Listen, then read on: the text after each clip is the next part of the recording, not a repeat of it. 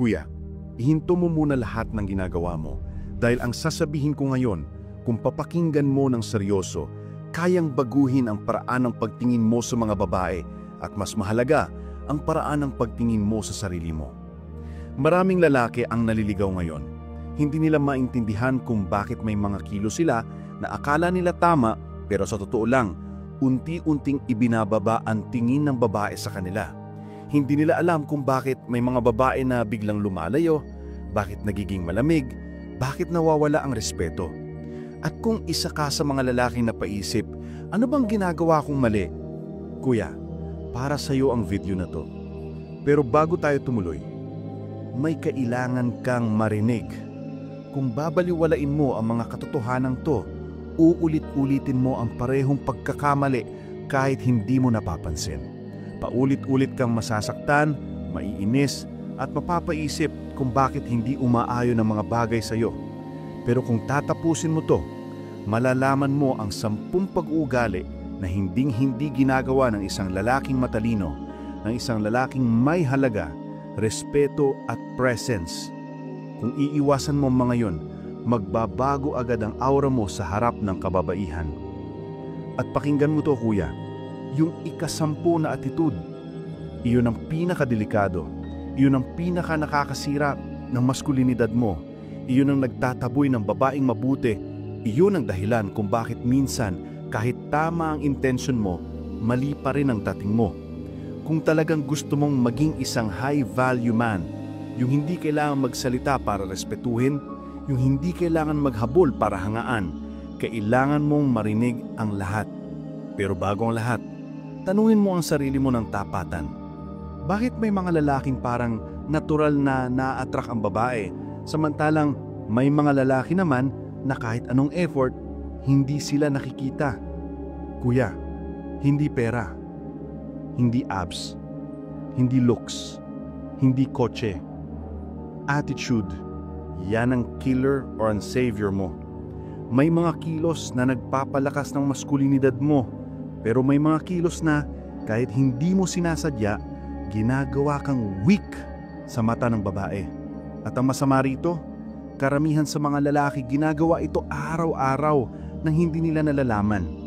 Isipin mo to, nakilala mo ang isang babaeng maganda. Nagkaka-vibe kayo. Maganda ang simula, pero unti-unti siyang lumalamig, parang nawawala ng interes. Mas maiksi ang replies, mas bihira ang effort, at bago mo pa namalayan, tinuturing ka na lang niyang mabait, as a friend. At ikaw, nalilito. Iniisip mo, ano bang ginagawa kong mali? Mabait naman ako, attentive naman ako, nag-e-effort naman ako. Pero kuya, baka nagawa mo ang isa sa 10 attitude na hinding-hindi ginagawa ng lalaking matalino, pero ginagawa ng lalaking inaayawan. At ngayon, oras mo para malaman kung alin tuon ang nagpapahina sa projection mo bilang lalaki. Kaya kuya, welcome sa video na maaring maging pinakamahalagang aral na mapapahinggan mo ngayon. Dahil dito ko ilalantad ang 10 pag-uugali na nagpapataboy sa babae, sumisira sa respeto nila sa iyo, at ginagawa kang mukhang lalaking hindi kayang hawakan ang sarili niyang emosyon. Kung handa ka na talagang umangat, kung sawa ka nang ma-ignore o ma-reject, kung gusto mong maintindihan ang difference ng weak versus strong masculine frame, oras na. Simulan natin ang 5 unang bagay na hindi ginagawa ng lalaking matalino at magsisimula tayo sa isa sa pinaka-common at pinaka-mapanganib. Ang paglalagay sa babae sa pedestal. Kuya, ito na ang unang attitude na halos lahat ng lalaking mababait pero hindi respetado ay ginagawa. Madalas nang hindi nila namamalayan. At ito ang ugali na pinakamabilis na nagpapababa ng tingin ng babae sa iyo. Ang paglalagay sa babae sa pedestal. Ito ang napakadelikadong error na inuulit-ulit ng mga lalaking may mabuting puso pero kulang sa masculine frame. At ang problema, kapag ginawa mo to, Ikaw mismo ang nagtatanggal ng respeto na dapat sana ay natural na dumadaloy sa direksyon mo. Kuya, tandaan mo to. Kapag tiningnan mo ang babae na parang ikaw ay mas mababa, kapag pinakitaan mo siya ng sobrang pag-adorar, kapag nag-act ka na para bang ginagawa kanyang pabor tuwing kausap ka niya, dun ka nagmumukhang mahina. Hindi ito tungkol sa pagiging masama o mabait. Hindi ito tungkol sa pagiging gentleman. Ang problema ay simpleng-simple. Kapag masyado mo siyang iniangat, sarili mo ang ibinababa mo. At ang babae, kuya, kahit hindi niya naaamin, hindi niya nirerespetong mababa ang tingin sa sarili. Sa totoo lang, gusto nila ang lalaking may level, may backbone, may sariling mundo. Pero kapag ikaw mismo ang nagtatakda na siya ang reyna at ikaw ang tagasilbi, wala ka pang sinasabi pero pinapakita mo na sa kanya na hindi mo nakikita ang halaga mo. At kung hindi mo nakikita ang value mo, bakit niya makikita? Kuya, tingnan mo to ng diretsahan. Hindi ka pinanganak para maging tagadala ng bag, taga-libre sa lahat, taga-luto, taga-rescue, taga-affirm ng ego niya. Hindi ka rito para maging yes man o parang alay sa altar ng kagandahan niya. Kung lagi kang naglalagay sa kanya sa pinakamataas na pwesto, subconsciously, kinuompirma mo na mas mababa ka. At ang babae, kuya, never sa history ng mundo nagkaroon ng attraction sa lalaking tingin niya ay mas mababa kaysa sa kanya. Pwede kanyang malike, pwede kanyang i-consider, pwede kanyang tawaging mabait, pwede kanyang kausapin, pero hindi kanya gugustuhin ng malalim. Kapag tiningnan mo siya, wala ng mystery, wala ng masculine presence, wala ng tensyon, wala ng respeto, wala ng thrill. Ang rule, kuya, simple. Admira, pero wag mong sambahin. Respeta, pero wag mong i-worship. Ang lalaking high value, hindi nagpapadaan ng validation sa pagsamba sa babae. Hindi siya nagbo-bow down. Hindi siya nag-aalala kung magugustuhan siya pabalik. Alam niya ang halaga niya, kaya hindi niya kailangang ipakita na mas mataas ang babae para lang mapansin siya. Sa madaling salita, kung aakyat siya sa buhay mo dahil naramdaman niya na ikaw ay lalaking dapat lapitan, hindi dahil ginawa mo siyang Diyosa. Kuya, tandaan mo to habang buhay. Ang respeto ay hindi nakukuha sa pagyuko. Nakukuha ito sa paglalakad ng tuwid. Pero hindi dito nagtatapos ang kahinaan ng maraming lalaki. May isa pang attitude na tahimik pero deadly. Isang ugali na sinisira ang masculine frame mo mas mabilis pa kaysa paglalagay sa babae sa pedestal. Ito ang unang-unang pinapansin ng babae at unang-unang ikinakapawi ng attraction. Kuya, ito ang attitude na hindi napapansin ng karamihan ng lalaki pero pinakamabilis na nagpapababa ng respeto ng babae, ang pagiging laging available. At pakinggan mo to ng malalim dahil ito ang isa sa pinakamalaking dahilan kung bakit ang isang babae na noon interesado unti-unting lumalamig, nawawalan ng gana at tinitingnan ka na lang bilang mabait pero hindi lalaki. Kapag lagi kang unang nagme-message, kapag lagi kang handang sumagot agad, kapag lagi kang nakaabang, kapag hindi ka marunong tumanggi, kapag inuuna mo siya kahit may sarili kang plano, ang ipinapakita mo sa kanya ay simple pero brutal. Wala kang sariling buhay.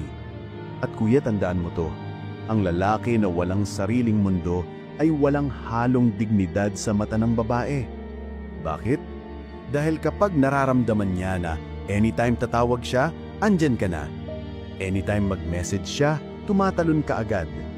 Anytime magyaya siya, kakansilahin mo kahit ano. Anytime mangailangan siya ng atensyon, ikaw ang suki. Hindi yan kabaitan, hindi yan kabutihang puso. Ang tawag dyan, kuya, ay neediness.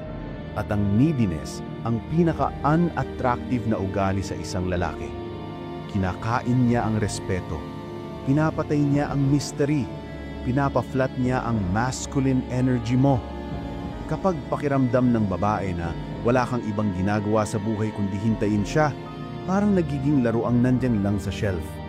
Handang kunin kapag gusto niya at handang ibalik kapag ayaw niya.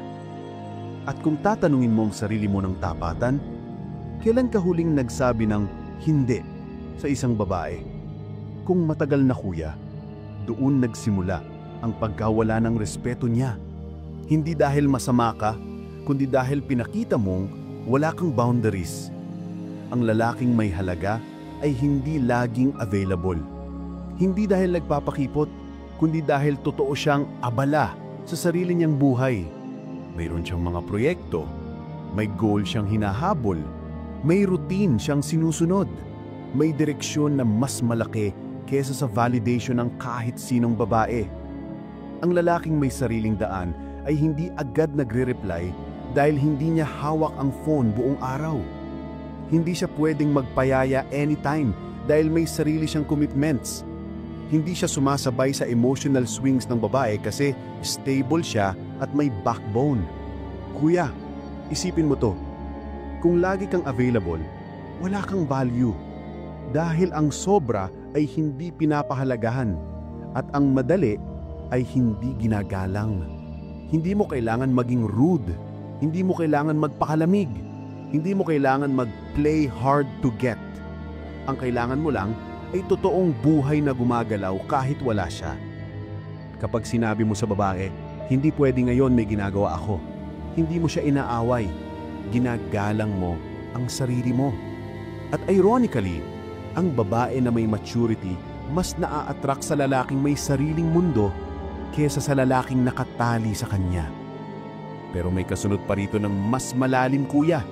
Dahil hindi sapat na may sariling buhay ka. May isa pang attitude na mas nakakasira. At kapag ginagawa mo ito, kahit gaano ka kagwapo o talino, nawawala ang attraction instantly. Ito ang attitude na nagpapalabas sa iyo bilang lalaking wala sa sarili. At ito ang attitude na hindi ginagawa ng isang high-value man. Kuya, ito ang isa sa pinakamapanirang ugali sa isang lalaki at madalas nang hindi niya namamalayan. Ito ang attitude na agad nararamdaman ng babae kahit hindi mo sabihin, kahit wala sa tono mo, kahit pilitin mong itago. Ito ang takot na mawala ang isang babae. At pakinggan mo to ng malalim, kuya. Kapag ang kilos mo, salita mo, galaw mo, o decision-making mo ay umiikot sa takot na baka hindi ka niya magustuhan, baka hindi siya maging masaya, baka magalit siya, baka mawala siya. Doon mismo bumabagsak ang masculine frame mo. Maraming lalaki ang hindi ito nakikita. Akala nila pagiging mabait. Akala nila consideration. Akala nila respeto. Pero para sa babae, ang nakikita niya ay kawalan ng backbone. Kapag may takot kang mawala siya, hindi ka nagsasabi ng hindi. Tinatanggap mo ang behavior na hindi mo gusto. Hindi ka nagsiset ng boundaries. Hinaayaan mong lampasan niya ang standards mo. Nagpapaka-flexible ka hanggang mawala ang identity mo. Nag-a-adjust ka para hindi mabasag ang mood niya. Naglalakad ka na parang nag-iingat na huwag siyang ma-offend. Kuya, walang babae sa mundo ang tunay na naa-attract sa lalaking naglalakad na parang naglalakad sa itlog. Ang fear of loss ay kasing lakas ng sign na nagsasabing, hindi ko kayang mabuhay nang wala ka. At ano ang epekto? Instantly, kuya, nawawala ang respeto, nawawala ang mystery, nawawala ang masculine polarity. Dahil ang lalaki na takot mag-lose, nagiging lalaki na willing mag-bend, nagiging lalaki na madaling kontrolin, nagiging lalaki na hindi marunong tumayo sa sarili niyang salita. Pero pakinggan mo ang contrast. Ang lalaking hindi takot mawalan, hindi dahil walang pakialam, kundi dahil alam niya ang halaga niya. Iyon ang lalaking kinikilabutan ng babae. Yung lalaking may mindset na, kung mananatili ka, mabuti. Kung aalis ka, hindi doon magtatapos ang buhay ko. Hindi habang lumalaban ka para hindi siya mawala, kundi habang pinapakita mo na kahit anong mangyari, may sariling direksyon ang buhay mo. Kuya, ang babae ay natural na nakakadetect ng fear. Mabilis pa sa mga aso. Kung takot kang mawala siya, nararamdaman niya iyon bago mo pa maramdaman sa sarili mo. At sa sandaling masense niya ang takot mo, tapos na. Wala nang attraction, wala nang challenge, wala nang excitement, wala nang tension. Dahil ang lalaki na takot mawalan, parang batang kumakapit. Hindi yan energy ng mature masculine. Iyan ay energy ng insecurity. Pero hindi ibig sabihin ito na dapat kang maging cold o walang pake. Hindi ito pagiging robot. Hindi ito toxic masculinity. Ang ibig sabihin lang, alam mo na ang value o ay hindi nakasalalay sa isang babae. Kung mawawala siya, may buhay ka pa rin. May purpose ka pa rin. May pangarap ka pa rin. May routine ka pa rin. May identity ka pa rin. At ito ang mentalidad ng lalaking high value. Kung hindi ikaw ang para sa akin, walang problema. May darating na mas aligned, mas compatible, mas tama. Ang lalaking hindi takot sa pagkawalan, nagiging mas kalmado, mas grounded, mas stable. At kahit hindi niya sinasadya, mas naa-attract ang babae sa kanya. Dahil ang tunay na masculine presence ay hindi desperado, hindi reactive, hindi humahabol, hindi nagpapanik. Kuya, tandaan mo to. Kung kailangan mong mag-cling para manatili ang babae, hindi siya para sa'yo. At hindi mo kailangan ng babaeng umaalis kapag nakikita kang totoo. At ngayon, dahil klaro na kung bakit ang takot ay weakness, puntahan natin ang susunod na attitude. Isa sa pinakamadalas gawin ng mga lalaki na hindi nila alam na nawawasak nila mismo ang kanilang masculine energy. Kuya, ito ang isa sa mga ugaling akala ng maraming lalaki ay intimidad. Pero sa totoo lang, isa ito sa pinakamabilis na pumapatay ng respeto sa mata ng isang babae. Ang sobrang aga mong ibinubuhos ang mga problema mo, lalo na ang mga emosyonal. Unawain mo to, kuya. Hindi ko sinasabing bawal kang maging vulnerable. Hindi ko sinasabing bawal kang mag-open up. Hindi ko sinasabing bawal kang maging tao. Pero may timing ang lahat. At kapag ginawa mo to masyadong maaga, bago pa mabuo ang respeto, bago pa mabuo ang foundation, bago pa niya makita ang backbone mo, nagmumukha kang lalaking walang emotional control. At walang babae ang kusang naa-attract sa ganitong energy. Para sa babae, kuya, kapag bago pa lang kayo, tapos ikaw agad ang nagkukwento ng trauma, naglalabas ng insecurities, nagrarant tungkol sa ex, nagbabahagi ng depression, naglalabas ng takot at pagkabalisa, naghahanap ng emotional reassurance, nakikita ka niya hindi bilang lalaki na stable, kundi bilang lalaking naghahanap ng sandalan.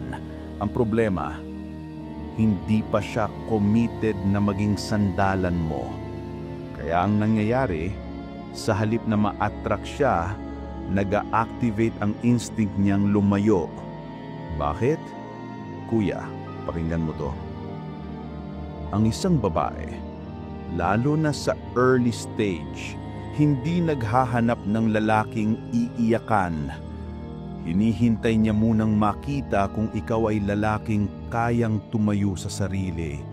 Kung masyado ka ng open, masyado kang honest, masyado kang naglalabas ng bigat, Kahit pa maganda ang intensyon mo, ang dating ay emotional dumping. At doon, siya nawawalan ng attraction.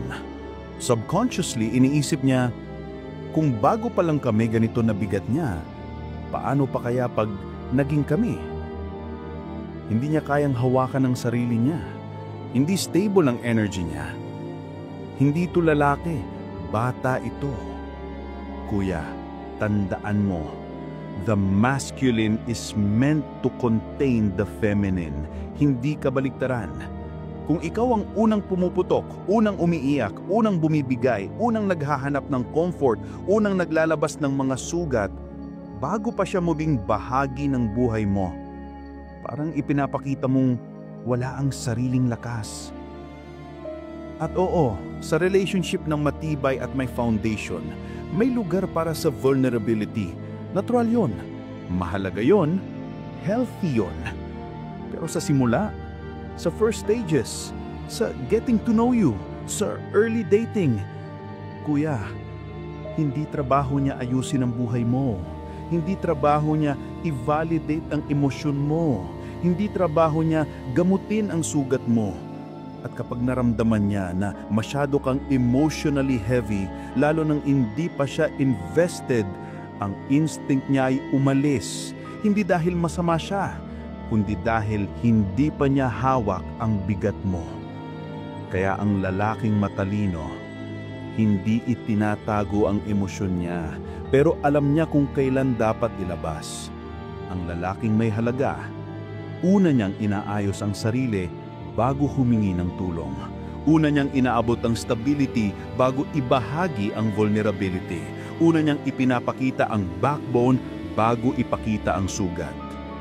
At kapag dumating ang panahon na kilala ka na niya, respetado ka na niya, committed na siya, doon mo pwedeng buksan ang mas malalim na parte mo. Doon i-appreciate niya. Doon kanya mamahalin ng buo. Pero sa simula, kung masyado kang open, masyado kang emotional, masyado kang dependent, kuya, nawawala ang attraction bago pa ito magkaroon ng chance lumago. At kung iniisip mo na ito na yung pinakamasamang attitude, hindi pa. Meron pang mas masahol, mas marami, mas nakakawasak sa masculine frame ng isang lalaki. At ito ang attitude na hindi mo maaamin na ginagawa mo, pero ramdam sa tono mo, sa galaw mo, sa decision making mo. Ito ang... Kuya, ito ang attitude na pinakakaraniwan sa mga lalaking mababait pero hindi respetado. Ito ang ugali na hindi mo aaminin na ginagawa mo, pero nakikita sa bawat galaw mo, bawat salita mo, bawat desisyong kinukuha mo. Ito ang habit ng paghanap ng aprobasyon, ang pagiging dependent sa reaksyon ng babae para malaman mo kung tama ka ba o hindi. At pakinggan mo to ng malalim. Walang mas nakakapagpababa ng masculine presence kaysa sa isang lalaking kailangan laging ma-validate. Kapag ang kilos mo ay nakabase sa tanong na, magugustuhan niya kaya to? Okay ba sa kanya? Baka ma-turn off siya? Ano kayang isipin niya kung gawin ko to? Kuya, ibig sabihin hindi ikaw ang nagmamaneho ng sarili mong buhay. Siya ang steering wheel. At walang babae ang tunay na naa-attract sa lalaking wala ng sariling direksyon. Nakita mo ba ang sarili mo rito? Kapag nagde-text ka, iniisip mo muna kung ano ang right answer, hindi kung ano ang totoo mong sagot. Kapag nagpaplano ka, iniisip mo muna kung maa-approve niya, hindi kung ano ang align sa buhay mo. Kapag may sinabi siya, nag-a-adjust ka agad para hindi ka niya ma-judge. Kapag may gusto kang gawin, hinihintay mo muna kung okay sa kanya. At ang mas malala, kapag may opinion ka, pero nagbabago ka depende sa reaksyon niya. Parang chameleon, parang wala kang sariling kulay. Parang ikaw ay isang mirror na sumasalo ng gusto niyang makita. Kuya, alam mo ba kung ano ang tawag dyan? Emotional shape-shifting. At ang babae, mabilis nilang naaamoy yan.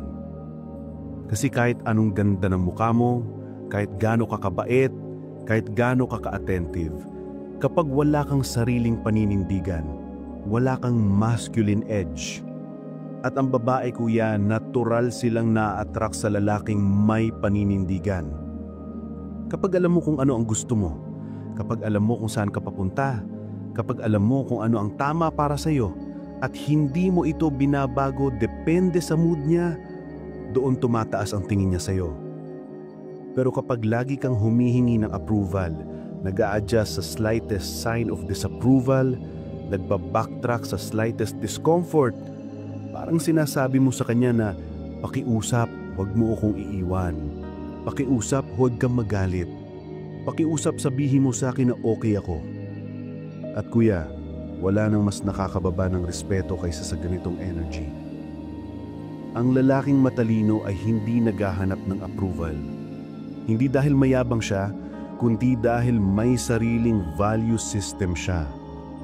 Kung may gusto siya, ginagawa niya. Kung may ayaw siya, sinasabi niya. Kung hindi siya available, hindi siya available. Kung hindi aligned sa buhay niya, hindi niya pinagpipilitan. At kung may disapproval ang babae, kalmado siya. Hindi siya natitinag. Hindi siya natatakot. Hindi niya kailangan maging perfect. Hindi niya kailangan maging ideal guy. Kuya, tandaan mo to habang buhay. Ang babae ay nagmamahal, pero ang babae ay nagre-respeto mas una.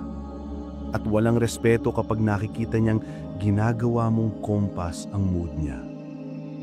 Kung gusto mong maging lalaki na tinitignan niya ng may respeto, pumili ka muna ng direksyon at doon ka lumakad kahit may hindi sumaang-ayon. Pero hindi pa ito ang pinakamadilim na attitude, kuya. Ang susunod, yon ang ugali na tahimik pero fatal. Ugaling hindi mo mapapansin sa sarili mo, pero ramdam ng babae sa unang linggo pa lang. Ito ang attitude na hindi ginagawa ng lalaking may dignidad, pero ginagawa araw-araw ng lalaking hindi maintindihan kung bakit hindi umaabot ang relationships niya. Ito ang, kuya, ito na ang isa sa mga pinaka-nakakainis, pinaka-nakakapagod at pinaka-klaro na signs ng isang lalaking walang kontrol sa sarili. Ang pagiging laging defensive, ang pagiging laging may paliwanag, ang pagiging laging nagju-justify. At pakinggan mo to ng mabuti. Walang mas mabilis na nakakabura ng respeto ng babae kaysa sa isang lalaking paulit-ulit na nag-i-excuse para lang maging okay siya sa mata ng babae. Kapag bawat maliit na bagay may paliwanag ka, kapag konting tension lang agad kang humihingi ng dispensa, kapag lahat ng kilos mo kailangan mong irasyonalizar, kapag kahit hindi mo kasalanan, umiikot ka sa, sorry. Kuya, hindi yun humility, hindi yun empathy, hindi yun pagiging mabait. Yun ay insecurity. At ang insecurity sa mata ng babae ay weakness. Kung napapansin mo sa sarili mo to, pakinggan mo ng diretso. Ay sorry, busy lang ako. Promise, hindi ko intensyon. Hindi ko naman sinasadya. Huwag mo sanang isipin na, hindi naman ako ganito ha. Baka kasi isipin mo, ay sorry kung parang weird kasi, kuya, kapag lahat ng sinasabi mo may disclaimer, wala kang sariling lakas. Parang lagi kang nagbabantay ng galaw niya para hindi ka niya ma-misinterpret. Pero ang truth, kung confident ka, hindi mo kailangan magpaliwanag. Kung solid ka, hindi mo kailangan mag-justify. Kung may paninindigan ka, hindi ka nag-o-over-explain. Alam mo kung bakit? Dahil ang lalaking may respeto sa sarili, hindi natatakot ma-misinterpret. Hindi natatakot kung hindi niya gusto ang iniisip ng iba. Hindi natatakot kung may hindi sumaayon. Pero ang lalaking insecure, kada sentence may kasunod na paliwanag. Kada action may disclaimer. Kada opinion may paunang, don't worry, please don't think I'm... Kuya, tandaan mo to. Ang babae hindi humahanga sa lalaking laging nagtatanggol ng sarili. Humahanga sila sa lalaking hindi kailangan gawin yun. Kung late ka nag-reply kasi may buhay ka, hindi mo kailangan mag-essay. Kung may kausap kang iba, Hindi mo kailangan maglista ng reasons. Kung may sarili kang desisyon, hindi mo kailangan humingi ng permiso. Ang over-justifying ay sign ng dalawang bagay. Una, takot ka. Takot na mawala siya. Takot na hindi ka niya magustuhan. Takot na magkamali. Pangalawa, wala kang prinsipyo. Kasi ang taong may prinsipyo, may identity. At ang identity, hindi binubaro sa approval ng babae. At kuya, ito ang masakit pero totoo. Kapag naramdaman ng babae na kaya kanyang i-shake sa simpleng tone, sa simpleng tanong, sa simpleng, tapos agad ang attraction. Dahil a woman tests a man not to break him, but to feel if he stands firm. At kung konting pressure pa lang ay nagbibigay ka na ng 5 paragraphs na justification, then alam niya kung nasa ng level mo. Pero ang lalaking matalino, service announcement, hindi siya nag-explain ng hindi kakailanganin. Kung may ginawa siyang mali, inaako niya. Pero kung wala naman, hindi siya nag-aaksaya ng words para i-convince ang babae na mabuti siyang tao. Kuya, ang taong tunay na mabuti, hindi kailangan mag-advertise. At kung iniisip mo na ito na ang pinakadelikadong attitude, hindi pa. Meron pang isa na mas subtle, mas insidious, at mas nakakabura ng respeto. At ito ang attitude na kapag ginawa mo, kahit gaano ka kagwapo, kahit gaano ka katalino, kahit gaano kabait ang puso mo, nawawala ang masculinity mo sa isang iglap. Ito, kuya, ito ang attitude na hindi mo siguro napapansin, pero ramdam ng babae sa unang linggo pa lang. At kapag ginagawa mo ito, kahit hindi mo sinasadya, parang unti-unti mong pinupunit ang masculine presence mo. Ito ang ugaling laging humihingi ng permiso. Hindi yung healthy respect, hindi yung consideration, hindi yung basic courtesy. Hindi yun ang pinag-uusapan natin. Ang delikado ay yung energy na parang kailangan mo ng approval niya bago ka gumalaw, bago ka mag-decide, bago ka mag-express, bago ka maging ikaw. Isipin mo kuya, kung bawat galaw mo may kasamang, pwede ba to? Okay lang ba kung hindi ka ba magagalit kung hindi naman weird to, no? Ayos lang ba sa'yo kung gawin ko to? Okay lang ba na may ganito ako? Kuya, hindi yan respect. Yan ay submission. At walang babae ang naa-attract sa lalaking submissive. Alam mo kung ano ang nararamdaman ng babae sa ganitong lalaki? Hindi safety, hindi comfort, insecurity. Sa isip niya, kung hindi niya kayang mag-decide ng mag-isa, paano niya ako i-lead? Kung kailangan niya ng permiso ko sa maliliit na bagay, paano sa malalaking problema? Kung ganito siya ngayon, paano kapag nagka-stress, pressure at drama? Kuya, ang babae ay maaaring maawa sa'yo, pero hindi ka niya marerespetong pangmatagalan kapag bawat action mo ay parang request form. Tandaan mo ito, a woman does not want to be your boss. Hindi niya gustong siya ang magdikta ng kilos mo. Hindi niya gustong siya ang magbigay ng direction. Hindi niya gustong siya ang magpatakbo ng personalidad mo. Gusto niya ang lalaking may sariling access, sariling compass, sariling desisyon, sariling lakas. At bakit ba maraming lalaki ang nauhulog sa ugaling ito? Simple, dahil takot silang mawala ang babae. Takot silang magkamali. Takot silang ma-disappoint siya. Kaya ang ending, parang bata, parang empleyado, parang taong walang sariling salita. Pero ito ang hindi nila alam. Sa paghingi mo ng permiso sa lahat ng bagay, pinaparamdam mo rin na hindi mo kayang maging independent. At ang babae, gusto niya ng lalaking kayang mag-stand on his own feet. Hindi mo kailangang maging rude. Hindi mo kailangang maging authoritarian. Hindi mo kailangang maging controlling. Pero kailangan mong maging decisive. Kung may gusto kang gawin, sabihin mo. Kung may plano ka, sabihin mo. Kung hindi ka free, sabihin mo. Kung may boundaries ka, ipakita mo. Kung may prinsipyo ka, ipaglaban mo. At kung may hindi siya gusto sa desisyon mo, kalmado ka. Hindi ka natitinag. At hindi mo kailangang humingi ng permiso para maging sarili mo. Kuya, ang lalaki na legit na may value, hindi siya nag-a-adjust para magustuhan. Nagde-decide siya dahil yun ang tama para sa kanya at doon siya nire-respeto. Pero mayon, oras na para puntahan ang susunod na attitude. Isa sa pinaka-common, pinaka-unconscious at pinaka-nakakasira ng masculinity ng isang lalaki. Kuya, ito na ang isa sa mga ugaling hindi napapansin ng maraming lalaki pero sobrang bilis nakaka-turn off sa mga babae. Ang pagiging sobra sa pag-e-explain.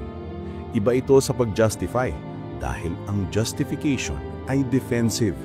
Pero ang pag-e-explain ng sobra ay galing sa pure na neediness. Ito yung tipong bawat maliit na tanong, bawat maliit na sitwasyon, hinahaluan mo ng napakaraming detalye na hindi naman kinakailangan at hindi naman niya hinihingi.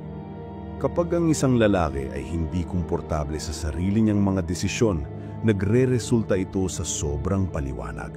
Bigla kang magpapadala ng mahabang mensahe para sabihin kung bakit ka late nag-reply, kung bakit hindi ka nakapag-meet, kung bakit ganito o ganyan ang nangyari. At habang nag-e-explain ka ng parang nagbibigay ng report, ang hindi mo namamalayan ay lumalabas ang insecurity mo sa bawat linya. Kung tutuusin, ang isang grounded na lalaki simple lang magsalita. Kapag busy siya, sinasabi niyang busy siya. Kapag may ginawa siya, sinasabi niyang may ginawa siya. Kapag hindi siya pwede, sinasabi niyang hindi siya pwede. Walang drama, walang sobrang detalye, walang apologetic tone dahil hindi siya guilty. Wala siyang takot na ma-misinterpret. Hindi niya kailangang kumbinsihin ng babae na mabuti siyang tao. Pero ang lalaking insecure, parang spokesperson na kailangang ipaliwanag ang bawat segundo ng araw niya. At para sa babae, nagiging red flag ito. Nagtatanong siya sa isip niya kung bakit parang guilty ka o bakit parang takot ka na baka may isipin siyang masama o bakit parang kailangan mong i-convince siya na okay ka pa rin. In short, nagmumukha kang lalaking hindi rooted sa sarili, hindi grounded, hindi sigurado. Kuya, tandaan mo to. Ang sobrang paliwanag ay hindi clarity. Fear yon. At ang fear, kahit pilitin mong itago, lumalabas sa tono mo, sa haba ng messages mo at sa paraan mo mag-deliver. Sa isang lalaking may masculine frame, ramdam mo ang solidity niya. Hindi niyang kailangan ng 3 paragraph para maipahayag ang point niya. Pero sa isang lalaking mahina ang loob, nararamdaman mo agad ang pag-ikot niya sa words para lang wag ka ma-offend o para lang magustuhan mo siya. Ngayong iniisip mo to ng tapat. Ilang beses mo na bang nagawa ang sobrang paliwanag kahit simple lang talaga ang dahilan? At ngayong alam mo na kung bakit unti-unting nawawala ang respeto sa iyo. Hindi dahil masama ka, hindi dahil mali ka, kundi dahil ipinapakita mong hindi ka komportable sa sarili mong realidad. Pero hindi pa ito ang pinakamasamang attitude. May isa pang mas delikado, mas common at mas nakakawasak sa maskulinidad ng lalaki. Ito yung ugaling hindi mo papansin sa sarili mo pero ramdam ng babae sa unang linggo pa lang, ang sobrang bilis mong mag-reply. At doon tayo papasok sa susunod na bahagi.